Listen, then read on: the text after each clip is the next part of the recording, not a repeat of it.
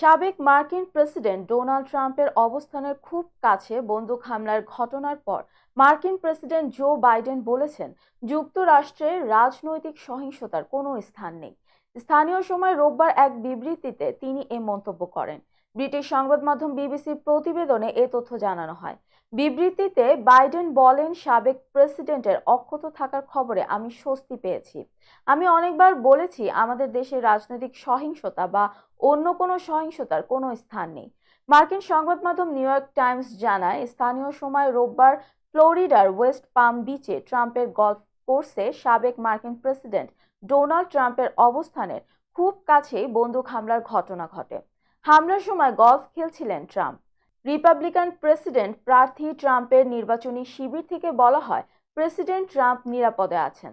আমেরিকার secret service সাবেক কর্মকর্তা বেরি ডোনাডিও সংবাদ মাধ্যম বিবিসিকে বলেছেন, বন্দুকধারীর কাছে AK-47 এর মতো রাইফেল ছিল বলে মনে করা হচ্ছে। এই বন্দুকের গুলি বেশ শক্তিশালী।